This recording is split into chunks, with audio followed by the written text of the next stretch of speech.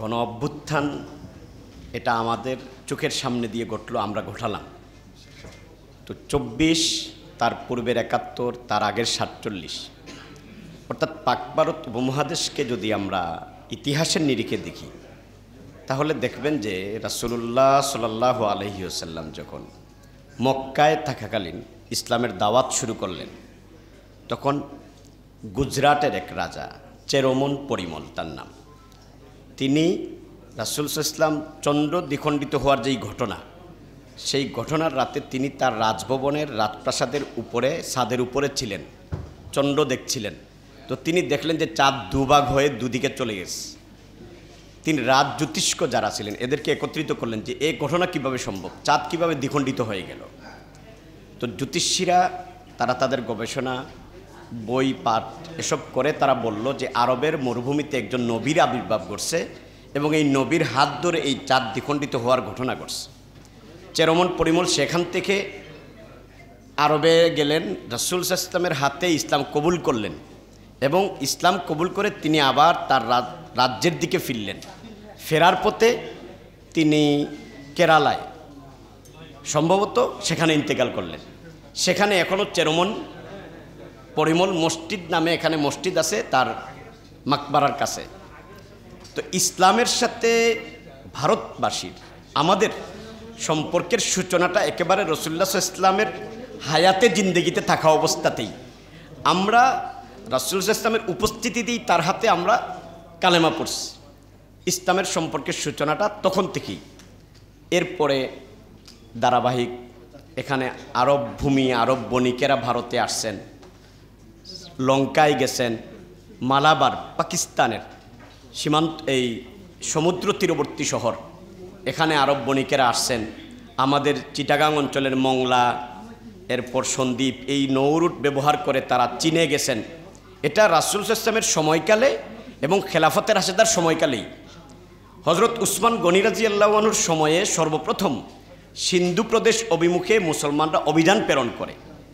দুইজন, একজন এর পরের জন, তাদের নেতৃত্বে অভিযান পরিচালিত হয়, কিন্তু এই অভিযান খুব বেশি ফল নিয়ে আসতে পারে নাই।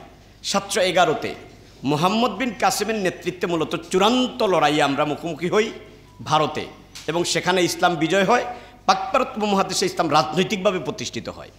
৭১২ থেকে নিয়ে ১৬শ শতাব্দী পর্যন্ত আমরা পাক ভারত উপমহাদেশে নির্বিঘ্নে ছিলাম, নিশ্চিন্ত ছিলাম, আমরা শাসক ছিলাম। পর্তুগিজরা আসলো, এই সমুদ্র পথ ধরে ব্রিটিশরা আসলো, ইস্ট ইন্ডিয়া কোম্পানি আসলো, আমরা রাজ্যহারা হলাম। রাজ্যহারা হওয়ার পরে আমরা সংগ্রাম করলাম। দারুল উলুম দেওবন্দ গঠন হলো, সামরিক লড়াই হলো, বালাকুট আন্দোলন হলো, রেশমি রুমাল হলো, সিপাহী আন্দোলন হলো, একের পর এক আন্দোলন আমরা করলাম।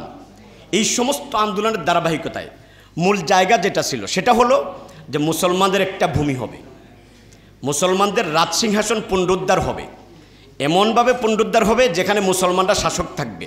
কেন ব্রিটিশদের কারণে মুসলমানরা রাজক্ষমতার থেকে ছিটকে যায়, পড়ে যায়। এখানে ব্রিটিশরা ষড়যন্ত্র করে, কাশ্মীর কেন্দ্রিক ষড়যন্ত্র করে, হিন্দু মুসলিম দাঙ্গা নিয়ে আসে। এরই ফলশ্রুতিতে লাহোর প্রস্তাব, দ্বিজাতি তত্ত্ব, এর মাধ্যমে ৪৭। তো ৪৭-এ উলামায়ে কেরাম দুই ভাগে ভাগ হয়ে যান। পাক ভারত উপমহাদেশের উলামায়ে কেরাম দুই ভাগে ভাগ হন। একদল পাকিস্তানের পক্ষে আসেন, একদল অখণ্ড ভারতের দিকে যান। অখণ্ড ভারতের মধ্যে যারা ছিলেন তার প্রথম ভাষ্যকার ছিলেন হুসাইন মাদানী রহমতুল্লাহ আলাইহি। সে অন্য আলাপ। পাকিস্তানের দিকে যে সমস্ত আলেম রুখ ছিলেন তারা সবাই চাইলেন ইসলামী রাষ্ট্র। মেরে ওয়ালিদে মুহতারাম আল্লামা তাকি উসমানী দামাত বারকাতুমের একটা বই, তিনি তার বাবা মুফতি শফি রহমতুল্লাহকে নিয়েই কিতাব লিখছেন। তো সেখানে তিনি লিখছেন যে আমার আব্বাজানের দুইটা স্বপ্ন ছিল, জীবনের দুইটা স্বপ্ন ছিল। একটা স্বপ্ন ছিল যে জাতিরাষ্ট্রের বাস্তবতার কারণে খেলাফত বিলুপ্ত হয়ে গেছে ১৯২৪-এ। তো খেলাফত বিলুপ্ত হওয়ার পরে পৃথিবীময় জাতিরাষ্ট্রের ধারণাটা প্রতিষ্ঠিত হয়ে গেছে। তো এই জাতিরাষ্ট্রের বাস্তবতায় মুফতি শফি রহমতুল্লাহ বলেন যে আমার স্বপ্ন হলো যে একটা ইসলামী রাষ্ট্র হবে, একটা রাষ্ট্র কি হবে, পরিপূর্ণ ইসলামী শরীয়তের উপরে চলবে, এমন একটা স্বপ্ন। তাকি উসমানী সাহেব বলেন যে বাবার স্বপ্ন ছিল দুইটা। একটা হলো যে ইসলামী রাষ্ট্র হবে, পরিপূর্ণ একটা ইসলামী রাষ্ট্র হবে, ১ নম্বর স্বপ্ন। ২ নম্বর স্বপ্ন হলো দারুল উলুম দেওবন্দের আদলে পাকিস্তানে একটা প্রতিষ্ঠান হবে। তো পাকিস্তান পরবর্তী 47 আমরা পাকিস্তানে আসি। মুফতি শফির রহমত আলী কিন্তু ভারতের অধিবাসী, দেওবন্দের অধিবাসী, কিন্তু পাকিস্তানের আন্দোলনের সাথে সম্পৃক্ত থাকার ফলে তিনি পাকিস্তানে হিজরত করেন। পাকিস্তান আন্দোলনের মূল মতলব কী ছিল? এটা তখন ওই সময় আমরা সবাই কিন্তু স্লোগান দিতাম, পাকিস্তান কা মতলব কিয়া হয়, লা ইলাহা ইল্লাল্লাহ। অর্থাৎ জাতিরাষ্ট্রের বাস্তবতায় খেলাফত পরবর্তী বিশ্বে পাকিস্তানই এমন এক দেশ যেই দেশকে মুসলমানরা গঠন করছে শুধুমাত্র ইসলামী রাষ্ট্র হিসেবে, শুধুমাত্র ইসলামী রাষ্ট্র হিসেবে। কিন্তু এখানে আলোচনায় আসছে যে এটা আমাদের রাজনৈতিক বক্তব্য ছিল, এটা আমাদের মনের কথা ছিল না, এটা রাজনৈতিক বক্তব্য ছিল। এখন ইসলামী স্টেট হবে না, পাকিস্তানের শাসকরা এই ঘোষণা পর্যন্ত আমাদেরকে দিয়েছেন। অর্থাৎ আমরা প্রতারিত হয়েছি, ওলামায়ে কেরাম এখানে প্রতারিত হয়েছেন। তো মুফতি শফির রহমতুল্লাহর এই স্বপ্নের ব্যাপারে তাকি উসমানী সাহেব বলেন যে বাবার দ্বিতীয় স্বপ্ন পূরণ হয়েছে, দারুল উলুম করাচি হয়েছে পাকিস্তানে। দারুল উলুম দেওবন্দের আদলে বিশ্বমানের একটা প্রতিষ্ঠান, দারুল উলুম করাচি হয়েছে, কিন্তু ইসলামী রাষ্ট্র এখনো হয় নাই। পাকিস্তানের সাথে বাংলাদেশ যুক্ত ছিল, পাকিস্তানের সাথে বাংলাদেশ যুক্ত ছিল। আমাদের সিলেট অঞ্চল এটা পাকিস্তানের সাথে যুক্ত হবে কি হবে না এ নিয়ে গণভোট হলো। তো বাংলাদেশ স্বাধীন হওয়ার আগে মূলত স্বাধীন সিলেট হয়েছে কিভাবে, যে সিলেট গণভোটের ভিত্তিতে পাকিস্তানের সাথে যুক্ত হয়েছে। বাংলাদেশ তো অটোমেটিকলি সীমানাগত বিবেচনার থেকে, মুসলিম ভূখণ্ডগত বিবেচনার থেকে পাকিস্তানের সাথে মিশে গেছে। অথচ আমাদের ভূখণ্ডগত কোনো মিল পাকিস্তানের সাথে আমাদের নাই। 1200 কিলোমিটার, 12,000 কিলোমিটার দূর এক দেশ থেকে আরেক দেশের, অদ্ভুত এক অবস্থান। কিন্তু পাকিস্তান এবং বাংলাদেশ, পূর্ব পাকিস্তান, পশ্চিম পাকিস্তান সেটা ছিল।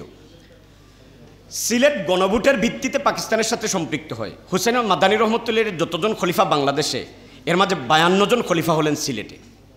তো হুসেন মাদানী রহমতুল্লাহর কাছে তার খলিফারা জানতে চাইলেন যে আমরা এখন কি করব, আপনি তো অখণ্ড ভারতের ঘোষক, আপনি অখণ্ড ভারতের নায়ক, আপনি অখণ্ড ভারত চান, কিন্তু সিলেটকে তো এখন পাকিস্তানের দিকে নিবে কি নেবে, এই আনসার আমাদেরকে দিতে হবে, আমরা কি করব? তিনি জবাব বলছেন, তোমরা গণভোট দাও সিলেটকে পাকিস্তানের দিকে নিয়ে যাওয়ার জন্য। এটা ইতিহাস। তো হুসেন মাদানী রহমতুল্লাহ দেখেন তার রাজনৈতিক চিন্তা এখানে এসে কি করছেন, এখান থেকে সরে আসছেন, বরং বলছেন যে তোমরা কি করো, সিলেটকে পাকিস্তানের দিকে নিয়ে যাও। এবং তার এই ঘোষণার ফলশ্রুতিতেই গণভোট পাকিস্তানের দিকে গেছে এবং সেই ভোটের ভিত্তিতে সিলেট পাকিস্তানে আসছে। আমি সেদিকে যাচ্ছি না। তাকি উসমানী সাহেব যেটা বলছেন যে বাবার দুইটা স্বপ্ন ছিল, ইসলামী রাষ্ট্র হওয়া, দারুল উলুম করাচি হওয়া। দারুল উলুম করাচি হইল, কিন্তু পাকিস্তান কা মতলব লা ইলাহা ইল্লাল্লাহ সেটা হলো না, এখনও পর্যন্ত ইসলামী রাষ্ট্র হলো না। এরপর কি হলো, আমরা 47 পরবর্তীতে আবার বৈষম্যের মুখোমুখি হলাম, আবার অত্যাচার, আবার নির্যাতন। সেনাবাহিনীতে আমাদের জায়গা নাই, ব্যবসায়তে আমাদের জায়গা নাই, স্বর্ণতে আমাদের জায়গা নাই, কোনো কিছুতে, মিল ফ্যাক্টরিতে আমাদের জায়গা নাই, কোনো জায়গা আমাদেরকে জায়গা দেয় না পাকিস্তানিরা। বৈষম্যের ধারাবাহিকতায় আমরা তো বিদ্রোহী, বাঙালি আমাদের রক্তের মধ্যে বিদ্রোহ, আমরা মানি নাই। আমরা 71-এ আসছি, 71 ফলশ্রুতিতে আমাদের নতুন এক পতাকা। কিন্তু সেই নতুন পতাকা পাওয়ার পর আবার কি হলো, 71 থেকে 24 যতজন শাসক পাইলাম সবাই চোর, সবাই চোর, সবাই ডাকাত, সবাই দুর্নীতিবাজ। এটা পত্রিকার কথা, আমার কথা না। প্রত্যেক শাসকের সময়কালের পত্রিকাগুলো দেখেন, পেপার আর্কাইভগুলো দেখেন, ন্যাশনাল আর্কাইভে তো 100 বছরের পেপার জমা আছে, দেখেন তার সময় সে চোর, তার সময় সে চোর। তো ভাই এই চোর দিয়ে দেশ আর কতদিন চালাবো? 24 পরবর্তী আমরা যুবকরা, আমরা ছাত্ররা এই সিদ্ধান্ত নিতে পারি যে আগামীর বাংলাদেশ হবে ইসলামের বাংলাদেশ। ধন্যবাদ সবাই।